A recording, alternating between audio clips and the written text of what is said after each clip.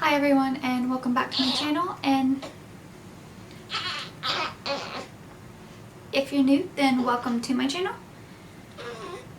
I had my baby boy just recently on August 3rd, and in this video I gotta calm him down for a second. I will be doing my labor and delivery story. In the description box I will leave down the labor and delivery vlog in case you're interested in watching that. And I hope you guys like and subscribe and join my family, but I'm gonna go ahead and get into it. So I have it kind of written down right here for times, but I was induced at 39 weeks. I had problems with my blood pressure throughout my whole entire pregnancy, and the last, at my 38-week appointment, the OB had wanted to induce me but said she couldn't for some reason. She's okay. So at my 39-week appointment, the OB said, that she wanted me to not be pregnant anymore, and I told her that the other doctor had wanted to induce me. And so that day, she said that she would call the hospital and see if she could get me in. So I had to go in at 5, and I was at my appointment at like 1 to like 3 something. So we had to kind of like rush and get everything done. We have a Boston Terrier, and we put him in like a little boarding thing for him to stay at while we were getting ready and going to the hospital, and he was going to stay there while we were at the hospital. But I was really nervous because, I got told that day that we were getting induced, which I knew was a possibility, but still it's scary when you just find that out. So I had to be at the hospital at 5. We packed and we got all of our stuff, and then we went over there. And you had to use like an elevator to get up.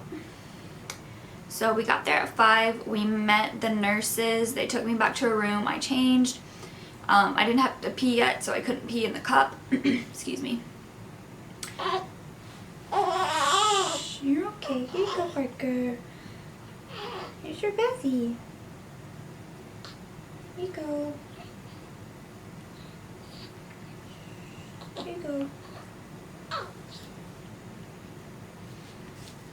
So, and they were going to put Cervidil in me for me getting induced.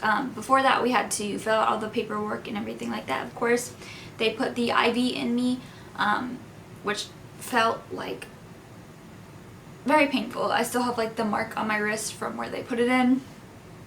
But they induced me around 6 o'clock with the Cervidil. After that, I ate dinner. I was allowed to eat up until midnight. I couldn't eat anything past midnight. I was having contractions, as the nurses were telling me, but I couldn't feel them at that point. Apparently I had been having them at the OB as well during my stress test, but I couldn't feel them.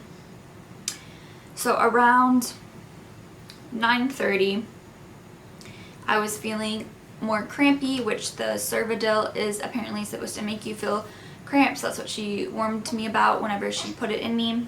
It was like a very long string, kind of like a tampon string, but much longer. They just insert it inside of you, and the little pill or medication that's up in there is supposed to just make your cervix dilate faster, and she said that there would be cramping involved with that, which there was.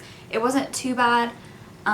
Again, I felt that around 9:30, and then it kept getting like worse. The pains kept getting worse, but I didn't want to ask for any medication yet, so I kept waiting and waiting. And then eventually I asked for my first medication. I'm not really sure what it was that they used, but they stuck it inside my IV, and I immediately felt high,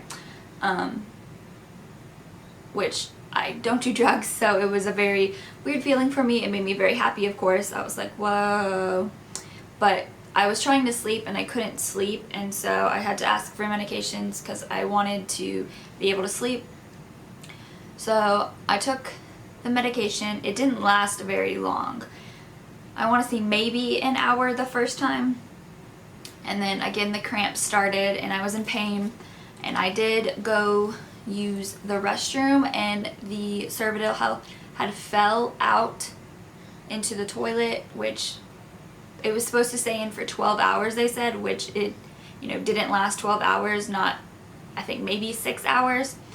And it was in the toilet, and I freaked out, and my husband had to ask the lady if that was okay. She said it was okay. She came back in and checked my cervix, said it was more dilated. And then at that point, I went and laid back in bed, and then the cramp started again, and then I asked for another thing of medication, so she came back in and put whatever into my IV. You want the passy? And she put whatever into the IV, and then my water broke. While she was doing that, I was just sitting there, and there was this pop and a gush of water all beneath me. She checked to make sure there was no blood or anything like that, but it was just the water. So that was all good. And then the pain got really, really, really bad. She said, I dilated really fast after that. After my water broke, she had told me that it was probably going to get more intense, which it did. I was feeling the contractions really, really bad. It was very painful. I couldn't stand it. I was telling my husband, I can't do this. It hurts too much. I can't do this. And then I had him go ask if, because I couldn't take it anymore.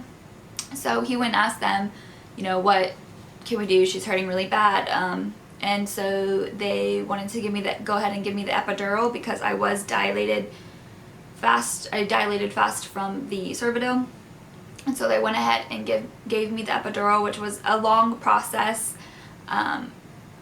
It was painful. I was having contractions really bad while they were trying to, put the needle in your back and get all the stuff up your spine. You had to hunch over in an uncomfortable position. They kept talking to me throughout my contractions. It was just a very not good experience at that point, because I just wanted the epidural, and they kept talking, and I was having to breathe through it, and all these people were around while I was having contractions and was in pain and probably making really uncomfortable faces, and I just wanted the epidural in me. But around 5 o'clock is when I got that, and then after I got that, I was okay. My spine did hurt. My legs went pretty much immediately numb. I couldn't feel them. After like 30 minutes, I could not feel them. I could not feel my contractions. Everything down there was really, really numb. And that's when they decided they wanted to go ahead and give me a catheter in case I had to use the bathroom, because you can't feel down there, so you don't know when you have to use the bathroom. So they went in and put that in at 6 a.m., which I could not feel it, thank God. But apparently I did have to use the bathroom, because as soon as they had put it in, I guess I peed immediately and, continued to use it. So then eventually they came and took the catheter out, and that is when pretty much all the other stuff started. They got my bed ready, they checked my cervix again, and I took a nap while the catheter was in me in between the times. Like, I think they came back around 7 or something and checked my cervix again, and I was dilated. So they went ahead and called my doctor, and she was on her way, and they started asking me to push and all of that. And then at 8:08 is when he was born. They did have to use a suction cup to get him out. I don't know if it was because I couldn't push that well or what, but I was completely numb down there, so I couldn't really feel much as I was pushing. So I did go ahead and push as hard as I could, and eventually she said she just was going to use the suction cup. So she used the suction cup, and pulled him. She had to yank him pretty hard to get him out, and when she did finally get him out, I had to push him, and then they told me to stop because I guess I was pushing him too fast. And he came out at 8:08. He was healthy and perfect. They were actually really surprised by his size because my bump was not that big, but he was 7 pounds and 8.6 ounces, which is a healthy baby. He didn't have jaundice or anything like that. They did have to stitch me up, so I guess I tore or something. I'm not sure where at exactly. I just know that I was holding him while they were stitching me up. So I did get, you know, uncomfortable from that afterwards. And after having him, the only pain that I really had is hemorrhoids, and occasionally, I guess from where they did stitch me up, it hurts because sometimes when I pee I have a kind of an uncomfortable sting, but it's not too bad. But yeah, that was my labor and delivery story. I hope you guys liked it, and I can't wait for you guys to see more videos with Parker here. He's sleeping. But anyway, thank you guys so much for watching, and I'll see you guys in my next video. Bye.